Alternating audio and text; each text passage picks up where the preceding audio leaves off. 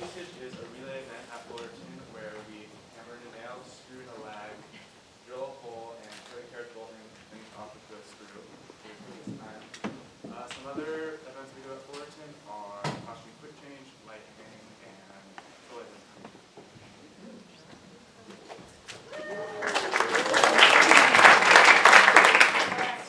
Ready, set, go.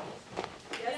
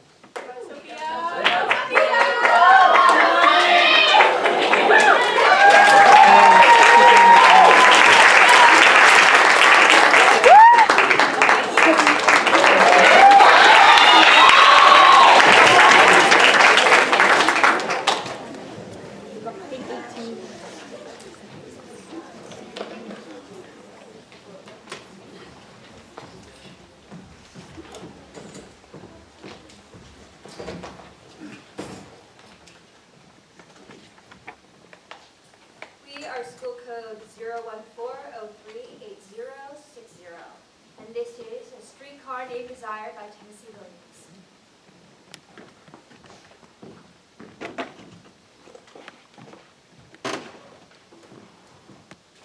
He's left? Stan? Yes. Will he be back? He went to get the car grease. Why? Why? Stella, I've been half crazy. When I found out what had happened, I almost rushed him after you myself. I'm glad you didn't. Stella, answer me. What were you thinking? What? Blanche, please. Just sit down and stop yelling. All right, it's fine, Stella. I'll repeat your little question quietly. What were you thinking, Mom? You must have slept with him. Blanche, I've forgotten how excitable you are. You're making much too much fuss about this. Am I? Yes, you are, Blanche. Look, I know how it must have seemed to you. And I'm awful sorry it had to happen. But it isn't anything as serious as you seem to take it. He didn't know what he was doing. He was good as a lamb when I got back, and he's really very, very ashamed of himself. And I suppose that makes it all right? No, it's never all right for anybody to get in such a terrible row, but people do sometimes. Stanley's always smashed him. On our wedding night, as soon got in here, he snatched off one of my slippers and ran about the place, smashing the light bulbs with it. And you didn't scream? I was sort of thrilled by it. Yes, you are. You know, your fix is worse than mine is, only you're not being sensible about this. I'm gonna do something. I'm gonna get out and change my life. Is that so? You've given up, and that's not right. You're not old. You can still get out. I'm not anything I want to get out of. Stella! I said I'm not anything I have the desire to get out of. Look at the mess in this room. Oh well, it's his pleasure. Like mine is movies and bridge. People just have to learn to tolerate each other's habits, I guess. I don't understand you. I don't understand this indifference. Is this some kind of Chinese philosophy you've cultivated? I should just let things go. At least for a while. Stella, I can't live here. You can, he's your husband, but not with those curtains between us. Blanche, you saw him at his worst last On night. the contrary, I saw him at his best. What a man like that has to offer is just animal forms, and he gave a wonderful exhibition of that last night. The only way to live with such a man is to go to bed with him, and that is your job, not mine. After you've rested it out, you see that it's all going to work out. You don't have to worry about anything while you stay here. I mean, expenses, I have to but find a way for us both to get out. you take it for granted that I'm in something I want to get out of. I take it for granted you still have a sufficient enough memory of Valerie to find this place and these poker parties impossible to live with. Well, you're taking entirely too much for granted then. I can't believe you're an earth now. All right. I understand how it happened, Lou. You saw him. An officer in uniform, not here per se. I'm not sure it would have mattered where I saw him. Now, don't tell me it was one of those mysterious electric things between two people. Because if you do, I will laugh in your face. I'm not going to say anything more about it. All right, then don't! There are things that happen between a man and a woman in the dark, and make everything else seem unimportant. What you're talking about is desire, just brute desire to name that little streetcar that goes up and down the corridor each night. Haven't you ever ridden on that streetcar? It brought me here, where I'm not wanted and I am ashamed to be. And don't you think your superior attitude is a bit out of place? I am not feeling or being at all superior. Look, a man like him is someone you go out with once, twice, 3 times when the devil's in you. But to live with, to have a child, told you that I love him! You want to start claiming them? Yes, be as plainly as you want to. He needs like an enemy. He moves like one, walks like one. There is something subhuman about that man. These poker parties, you call them. This gathering of apes. Thousands of years have passed him by, and there he is, Stanley Kowalski, king of them all. Maybe we are far from being made in God's image, but still, my sister, there have been some advancements since then. Such things as art and poetry and light and music. We must not rush towards whatever this is that we're approaching. Please don't.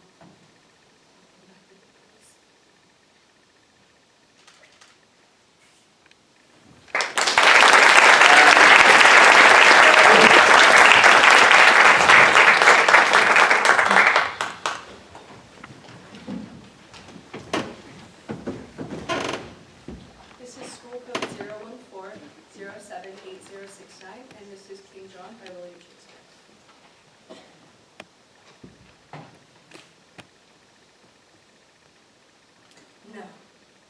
No, I will not have a breath to cry. Oh, that my tongue were in the thunder's mouth. Then, with a passion would I shake the world, and rouse from sleep that fell anatomy which cannot hear a lady's feeble voice, which scorns a modern invocation. Thou art not holy to blind me so. I am not mad. His hair is mine. My name is Constance. I was Geoffrey's wife. Young Arthur is my son, and he is lost. I am not mad. I would to heaven I were, for then 'tis like I should forget myself. Oh, if I could, what grief should I forget? Preach some philosophy to make me mad, and thou shalt be canonized cardinal, for being not mad, but sensible of grief. My reasonable part produces reason how I may be delivered of these woes, and teaches me to kill or hang myself. If I were mad, I should forget my son. Or madly think a babe of clouts were he. I am not mad. Too well I feel the different plague of each calamity. Thank you.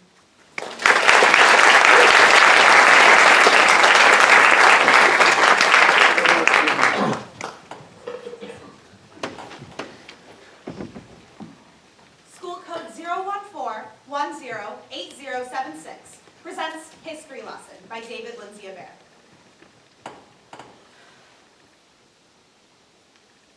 And what's interesting about George Washington, and most people don't know this about him, he wasn't just the father of our country. He was also the father of the first septuplets born in the United States. Martha gave birth to 7 children on October 5th, 1762. 5 of the children were very badly behaved, so they were sold into white slavery. While the remaining, Maxwell and Hortense, drowned tragically in the Potomac while trying to retrieve their father's wooden teeth. For those of you just joining the group, my name is Maggie, and today is my last day here at the Mount Rushmore National Memorial. Now, if you look to your right, you'll notice our next head belongs to Thomas Jefferson, who, and this may come as a surprise to you, was actually born without skin from the neck down. Oh, and by the way, if any of you happen to have any questions, feel free to raise your hands and stick it up your ass. It's just the kind of mood I'm in. Oh no, I see I'm losing some of you. Well, that's okay. It's more intimate this way, isn't it? And I happen to be very comfortable with intimacy. Unlike a certain Victor Collins, my direct supervisor here at the National Park Service, and my former lover! Any complaints about today's tour can be directed to him. His office is just past the gift shop behind the glass door. He'll be the fat asshole in a stupid hat and Cheetos! Up next, we have Abraham Lincoln, our first Jewish president and the inventor of dirt. He was, of course, our tallest president, standing 10 feet 2 inches tall. He walked on a peg leg and spoke fluent Mandarin. A thrice convicted arson, Abraham Lincoln grew up in an adobe hut and had X-ray vision. Okay, well, you obviously have places to be. Enjoy the rest of your stay here at Mount Rushmore, the only monument in America made entirely out of cheese. Thank you.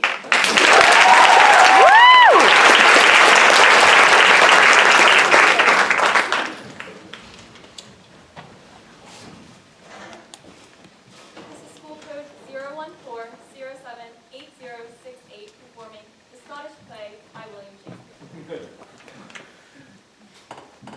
The raven who saw his horse, that croaks the fatal entrance of Duncan under my banner.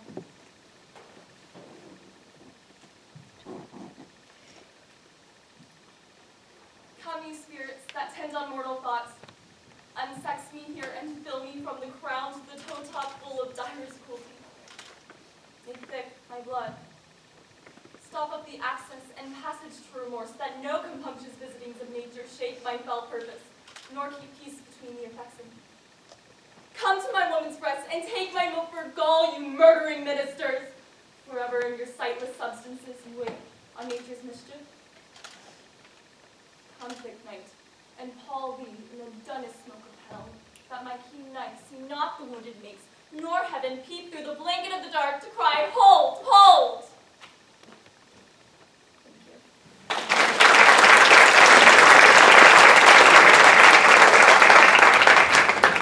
Hi, I'm school code 014-098075, and I'll be performing The Women of Lockerbie by Beverly Ward.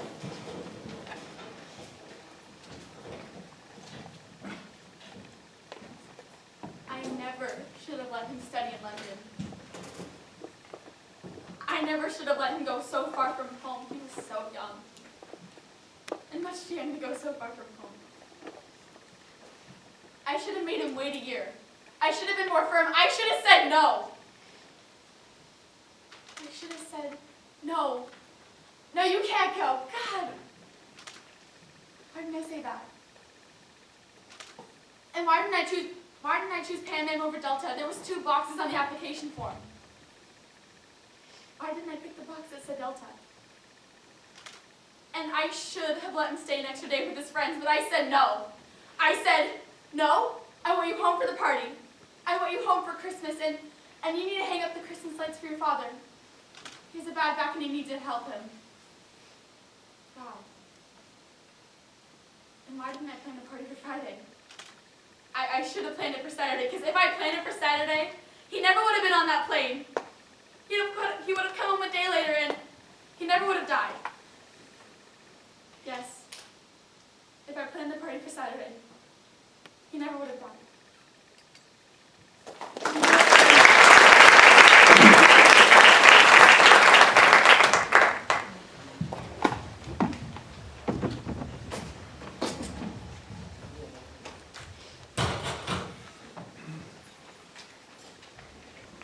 Hello, we are school code 014058066. This is Othello by William Shakespeare.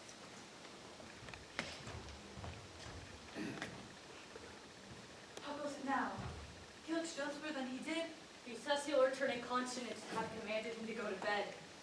Bid me to dismiss you. Dismiss me? It is his bidding, therefore, give me my nightly wearing and adieu. We must not now displease him. I would you had never seen him. So would not I. My love doth so approve him, that even his checks, his frowns, his stubbornness, pity unpity, have grace and favor in them. I have heard those sheets you gave me on the bed. All's one. Oh, how foolish are our minds! If I do die before thee, prithee shroud me in one of these same sheets. Come, you talk. My mother had a maid called Barbary. She was in love, and he she loved proved mad and did forsake her. She had a song she used to sing called The Willow. An old thing it was, but it expressed her fortune. She died singing it. The same song tonight will not go from my mind. I have much to do, but not to hang my head all on one side and sing it like poor Barbary did. Prithee dispatch. Shall I go fetch your nightgown? No, unbid me here. This Ludovico is a proper man. A very handsome man. He speaks well. I know Lydia and Venice would walk barefoot to Palestine for touch of his nether lip. A poor soul sat sighing by a sycamore tree, sing all the green willow. Her hand on her bosom, her head on her knee, sing willow, willow, willow. The fresh streams ran by her and murmured her moans, sing willow, willow, willow. The salt tears fell from her and softened the stones, sing willow, willow, willow. Sing all the green willow must be my garland, let nobody blame him, his scorn I approve. Nay, that's not next. Hark, who is it that knocks? It's the wind. I called my false love, and what said he then? Sing willow, willow, willow. If I court more women, he'll catch me. Get thee gone, good night. Mine eyes do itch. Doth that bode weeping? Tis neither here nor there. I have heard it said so. Oh, these men, these men! Do you in good conscience think, tell me, Amelia, there are women who do abuse their husbands in such gross kind? There be some such, no question. Wouldst thou do such a deed for the whole world? Why, would not you? No, by this heavenly light. Nor I neither by this heavenly light. Might do it as well in the dark. Wouldst thou do such a deed for all the world? The world is a huge thing. It's a great price for a small vice. I think thou wouldst not. By my troth, I think I should, and undo it when I have done it. Mary, I would not do such a thing for a joint ring, nor measures of lawn, nor petticoats, nor gowns, nor caps, nor any petty exhibition. But for all the whole world, it's pity who would not make her husband a cuckold to make him a monarch. I should venture purgatory for it. Beshrew me if I would do such wrong for all the world. Why, the wrong is but a wrong in this world. Having the world for your labor, 'tis a wrong in your own world, and you might quickly make it right. I do not think there are any such women. Yes, a dozen, as made through the bandits would store the world they played for. But I do think it's their husband's fault, if wives do fall. Say they slack their duties and pour our treasures into foreign laps, or else break out into peevish jealousies, throwing restraint upon us. Or say they strike us and scant our former having despite. Why, we have galls, and though we have some grace, yet we have some revenge. Let husbands know that their wives have sense like them. They see and smell and have palates for both sweet and sour, as men have. What is it that they do when they change us for others? Is it sport? I think it is. And doth affection breed it? I think it doth. 'Tis frailty that thus errs, it is too. And have not we affections and desires for sport and frailty as men have? Then let them use us well. Else let them know the ills we do, their ills instruct us so. Good night. Good night. God me as used to send, not to pick bad from bad, but by bad men. Thank you.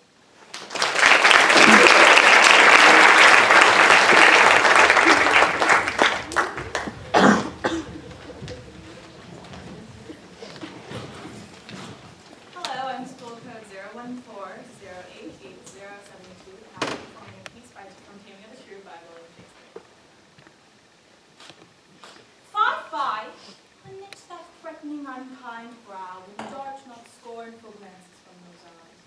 To wound thy lord, thy king, thy governor, it blots thy beauty as frost do bright the meads, confounds thy fame as whirlwinds do shake fair buds, and in no sense is meet or amiable. A woman moved is like a fountain troubled, muddy, ill-seeming, thick, bereft of beauty. And while it is so, none so dry or thirsty will deign to sip or touch one drop of it. Thy husband is thy lord, thy life, thy keeper, thy head, thy sovereign, one that cares for thee, and for thy maintenance commits his body to painful labors both by sea and land, to watch the night in storms, the day in cold, while thou liest warm at home, safe and secure, and craves no other tribute at thy hands but love, fair looks, and true obedience. Too little payment for so great a debt. Such duty as the subject owes the prince, even such a woman owes to her husband. And when she is froward, peevish, sullen, sour, and not obedient to his honest will, what is she but a foul, contending rebel and graceless traitor to her loving lord? I'm ashamed that women are so simple, to offer war where they should kneel for peace, or seek for rule, supremacy, and sway when they are bound to serve, love, and obey. Why are our bodies soft and weak and smooth, unapt to toil and trouble in the world, but our soft conditions in our hearts should well agree with our external parts? Come, come, you froward and unable worms, my mind hath been as big as one of yours, my heart as great, my reason haply more, to bandy word for word and frown for frown. But now I see our lances are but straws, our strength as weak, our weakness past compare, that seeming to be most which we indeed least are. Then veil your stomachs, for it is no boot, and place your hands below your husband's foot. In token of duty, if you please, my hand is ready, made to duly and ease. Thank you.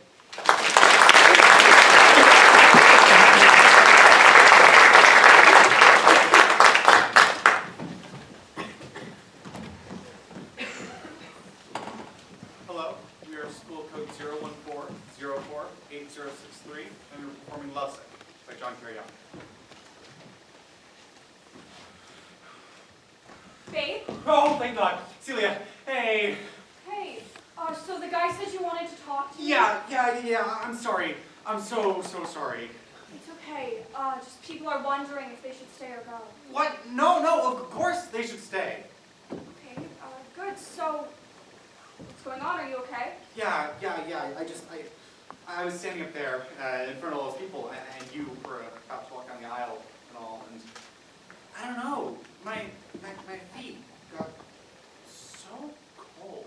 And I felt like I was going to be sick in my stomach, so I came out here. Okay. Can I come in there so we can talk? No, you can't come in here because I can't see the bride on the wedding day till the wedding part. You know that. Keith? And you can't see the groom either. It's bad luck. Well, I guess if you believe believe in that sort of thing. Well, I'm not taking any chances. Wait, you know what? Here, make a blindfold. Wrap some toilet paper around your head to make a blindfold so you can't see me. I'm gonna do the same thing with my tie so I can't see you. Babe, Do it, please, because we can't see each other on our wedding day until the wedding part, and I really need to talk to you. okay. Are you done? Keith? Okay, yes, Keith, yes, I'm done. Oh, I'm sorry. I'm so sorry. Okay. It's good to see you. Good to see you too. I'm sorry. It's a lot of pressure, you know? I Yeah, mean, but- expectations that we're just gonna get married and live happily ever after when everyone knows that this is a risk we're taking. Keith, why do you say that? I mean, because 50% of all marriages end in divorce, right? Isn't that the statistic? And what have you been hating me? Keith, I'm never gonna You've hate seen you. it, haven't you? Married couples that just hate each other. We've all seen it. It's so latent and awful, but I get it. You know, especially with women, because women get so much more when they get married. I mean, your names. You have your names right out of the gate. I'm not doing that. I'm keeping my name. Well, yeah, but you're gonna be doing more housework than you've ever done before. Keith, I'm the messy one. We've lived together for 3 years, and I create more housework for you. Celia, you're not listening. I asked you a question and you never answered it. What if this doesn't work? Keith, God, Do we split up? I don't know. Get divorced? I mean, if that's what we want. Well, that's not something but- we're ever gonna want! Me neither. We have to promise each other. Right now. When we get married, we will never get divorced. Okay, all right. I promise. That's kind of what today's Wait, about. wait, wait, wait. We stuck with each other! Babe, I want to be stuck with you. Question right now seems to be, want to be stuck with me? Oh my god. That's what this is. That's what this is all about. I never answered you when you asked me to marry you. Yes, you did. No, I didn't. I just stood there, all stupid, because you surprised the heck out of me. Okay, but then you picked me up and you spun me around. Yeah. And then we were just doing all the things people do when they decide to get married. The invitations, you were trying on dresses, looking at bands and venues. And that was a yes. No, because I didn't say it. And I want to. I want to say yes. Okay, well then say yes and let's go do this. Okay, then ask me again, so I can say yes. Please. Okay,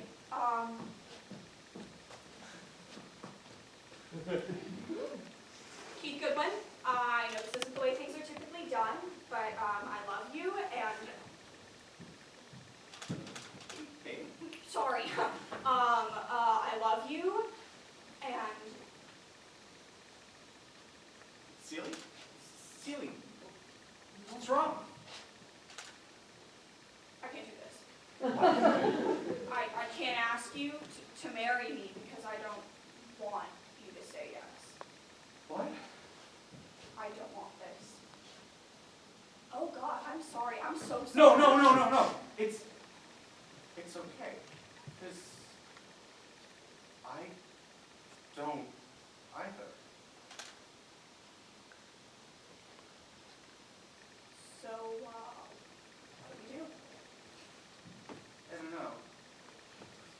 I guess we should go tell everybody. What do we tell them? I don't know. Something. Thank you.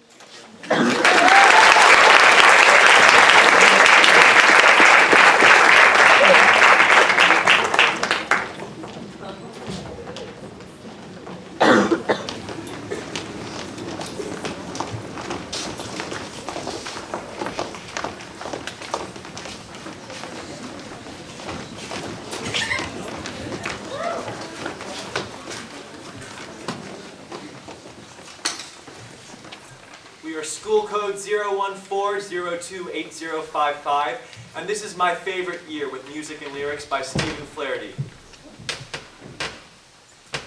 My name is Benji Stone, and 1954 was my favorite year. Well, not my best year, not the year I had the most success, but my favorite year. It's the year that separated my life into before and after. You see, in 1954, I made the jump from smart-ass kid at the deli, pushing a joke to every crawler, to freshman writer on TV's hottest show, the King Kaiser Comedy Cavalcade. And every Saturday night at 8 p.m., we went on the air live. 5 minutes! Just once, I wanted to sneak in and middle of the block so we could go on the air 5 minutes early. And America would see the show before the show. Back then, they were a lot more careful about violence on television. I'm missing a button. This is crap. Missing the last 2 pages. They told me that caveman sketch was out. Somebody shoot me! Oh, crap! Order the lactose sugar. Together now, 5, 6, 7, 8, 5 minutes to go.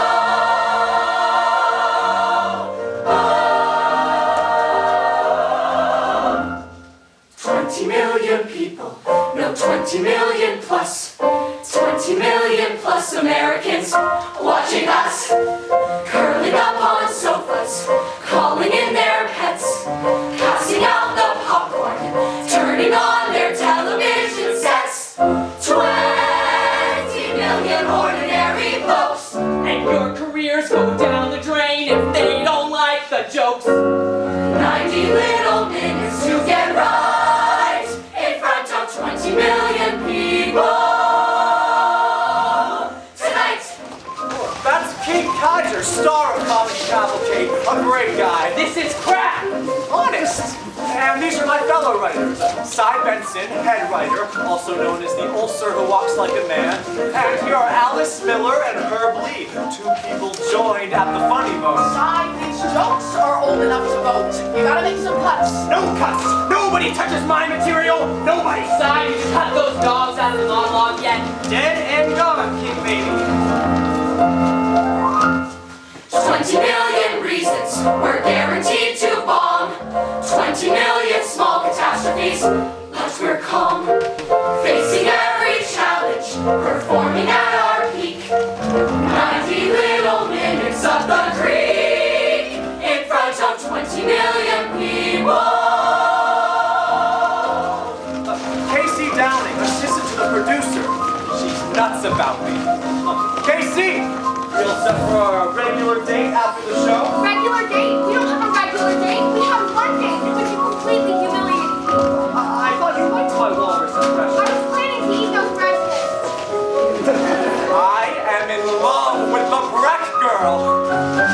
It felt like paradise. It felt like war. It felt like 1954. It was the best time I'd ever known. My first jokes were on the air. My first credit shining there. Benji Stone. Benji Stone. It's Saturday night. Who's missing the last 2 pages? Somebody show me here and down. We're together now, 5, 6, 7, 8. 1 minute to go.